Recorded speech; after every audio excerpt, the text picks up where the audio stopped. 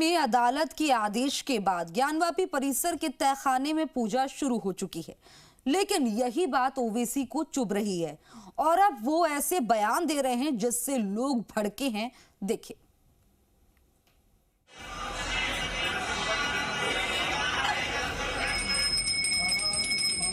अदालत के आदेश पर ज्ञानवापी में पूजा क्या शुरू हुई?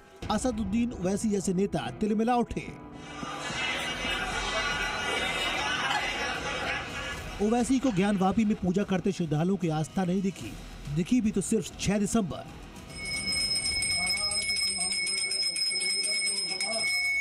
इससे पहले कि ज्ञानवापी पर आपको ओवैसी का बयान सुनाए, पहले ये तस्वीर देखिए।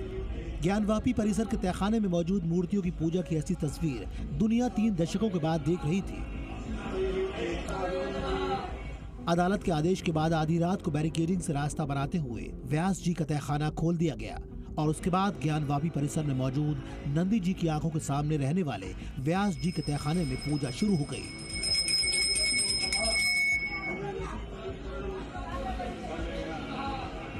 दरवाजा खुलने और तहखाने में प्रवेश के बाद सबसे पहले शुद्धिकरण का काम किया गया।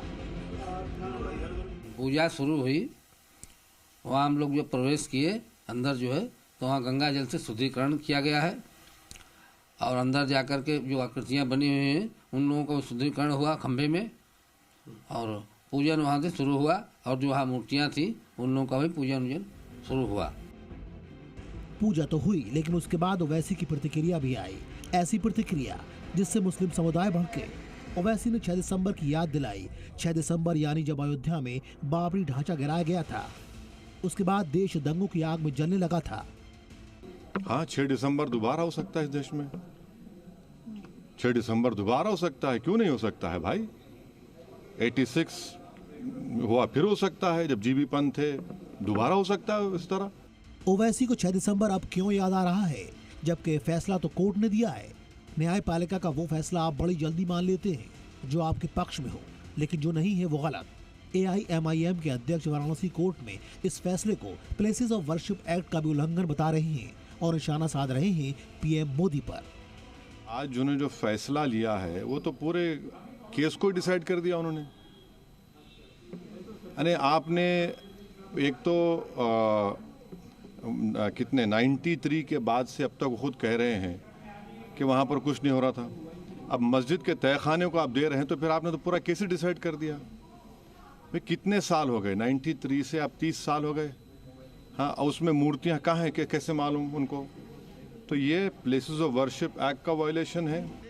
असदुद्दीन ओवैसी की तरह एक और नेता है जिनकी दुकान इन्हीं मुद्दों पर चलती है। मुरादाबाद से समाजवादी पार्टी के सांसद ST हसन ये भी ज्ञानवापी के तहखाने में पूजा की इजाजत देने को गलत बता रहे हैं।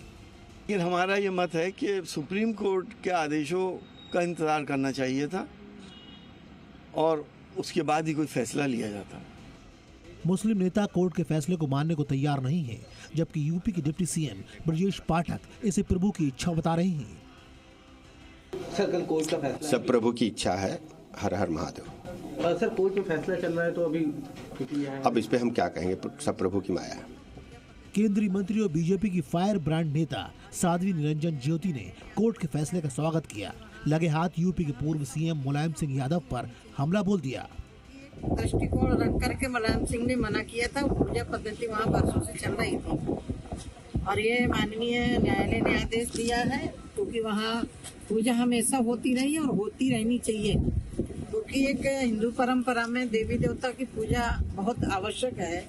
इसके लिए स्वागत करते हैं।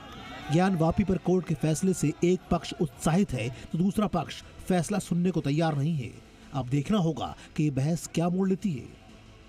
ब्यूरो रिपोर्ट, जी मीडिया।